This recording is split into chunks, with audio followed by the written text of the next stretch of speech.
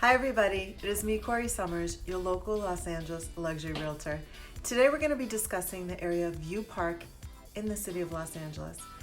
If you haven't already subscribed to my YouTube channel, I just want to ask you to take a moment to click that subscribe button below to subscribe and the bell for updates. Stay tuned, we'll be right back to start talking about View Park.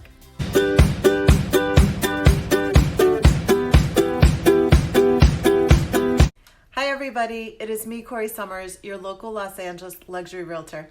Today we're going to be discussing the area of View Park in the city of Los Angeles. Now View Park is on the west side and it is one of the predominant affluent African American communities historically here in Los Angeles. It's very rich in history and it's often lumped together with Winter Hills and Ladera Heights and is technically a part of Baldwin Hills. So I've got that map there to help you kind of see where it's at. It is View Park and Winter Hills are technically part of several neighborhoods that has historically comprised the most affluent African American community here in Los Angeles. This is not just by wealth, but best educated, continuous historical Black community in all of America. And considering that at the time of recording this video, we are really seeing a lot of horrible things happening in our country to people of color.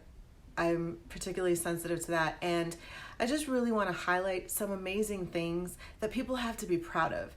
And so View Park is basically a hilltop community. Again, it's part of Baldwin Hills, and it's been long nicknamed the Black Beverly Hills of Los Angeles. Historically, View Park has been a middle-class community with two-parent families, which is amazing because I don't come from that, as most people I know come from broken homes.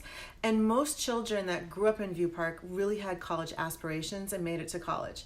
Now with soaring home prices and the area's central location, more and more non-African American people have been moving into View Park over the last 10 to 15 years. Now, we're going to talk about how View Park started getting developed.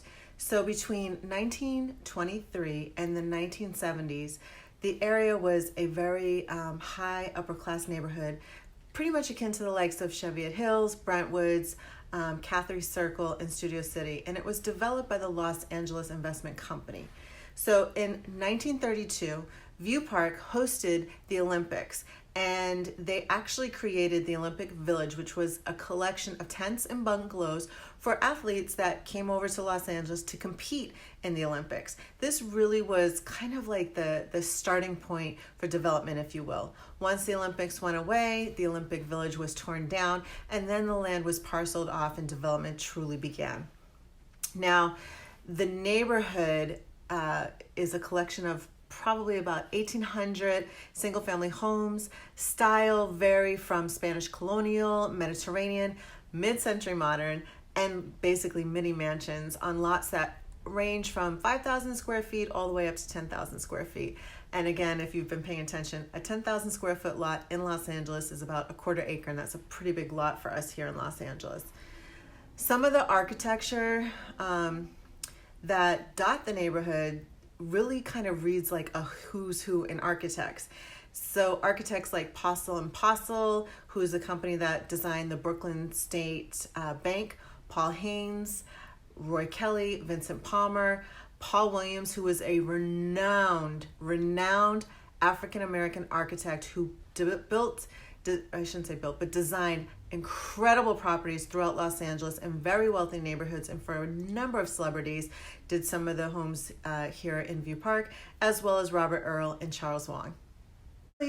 Part of development of View Park, when it was first being subdivided and developed, it was predominantly a Caucasian white community, white collar workers, middle class, that sort of thing.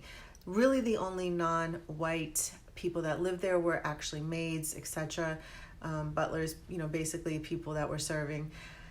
Like a lot of the neighborhoods in Los Angeles at the time, there was restrictions on non-whites owning homes, which was ridiculous and unconstitutional. But it wasn't until 1948 that this was something that was literally taken to the Supreme Court and ruled as unconstitutional. And once that happened, View Park, like other parts of Los Angeles, was actually opened up, and there was a large influx of African Americans purchasing in View Park. What is really wonderful about this is that there was a lot of people that were professionals, highly successful in their fields, architects, musicians, attorneys, doctors, educators. And so the area was very, very rich in culture. Sadly, in the 60s and early 70s, and not like I was born or around at that time, there was this big move out of the area from a lot of the Caucasians that lived there, and it was dubbed white flight because literally there was like a large group leaving as African American families were moving in. Because of the caliber of highly successful people that were moving in, it quickly became dubbed the Black Beverly Hills, and it became a status symbol for the African American community. And we're talking families with two parents. Most of the people that I know today come from broken homes or a single parent. These were like families where both parents were there, and kids were growing up with college aspirations, and most of them were able to go to college. And it was a wonderful, wonderful community, something to really be proud of. Now, View Park is pretty known for its spacious homes. There's many homes with maid quarters, again, kind of going back to when it was first developed. It's a highly desirable area, tree-lined streets, manicured lawns, very distinctive architecture, and it's a hillside neighborhood, so you get some amazing views overlooking Los Angeles. On a clear day, you can see parts of downtown, which is pretty great. Recently, View Park was actually listed on the National Register of Historic Places.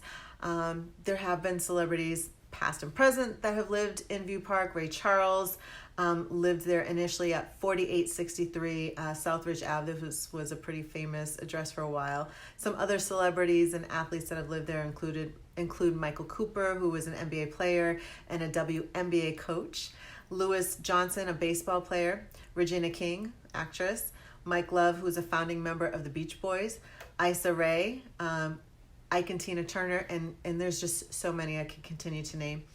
We're going to actually get into 3 properties that are currently on the market at the time of recording this video to just really give you kind of like the range of what's going on as far as homes are concerned in View Park. So this very, very first property is actually a home that really needs some work, right?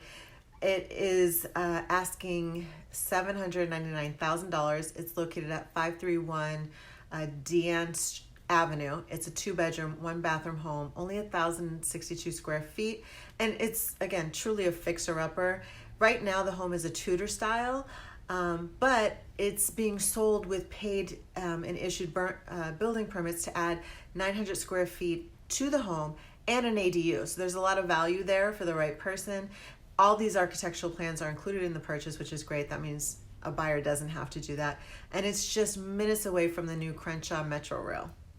Second property we're going to be discussing has an asking price of $1,199,000. It's at 4405 Angels Vista Boulevard. It is a 4-bedroom, 3-bathroom home, almost 3,000 square feet, 2,099 square feet, on a 5,940 square foot lot. Now this home is like many homes in View Park, where it's kind of built into the land, and the backyard is actually a bit of a step higher than the rest of the home. And this is very typical when you have homes built into hillsides.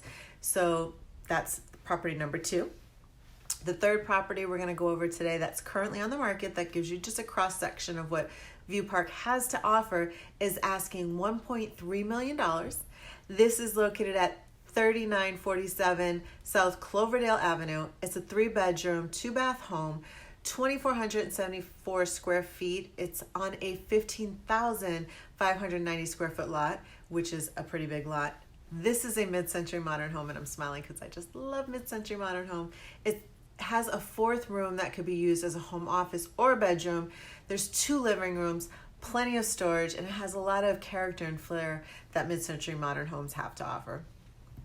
So hopefully all of this information today has been helpful to you. Like I said, View Park has a rich history. It's had a big transition. Even today, right now, it's becoming more and more diversified because people are moving in, because it's so centrally located. Hopefully all of this information has been helpful to you. If you're considering relocating to Los Angeles, if you want a home with a hillside view that's moderately priced, meaning it's not super expensive, if a $2.5 or $5 million price point is not in your budget, but you need to be on the west side, you might want to consider View Park, get a view. You might need to do a little bit of work to a home, but still, it's amazing. Great space, great bones, lots to offer.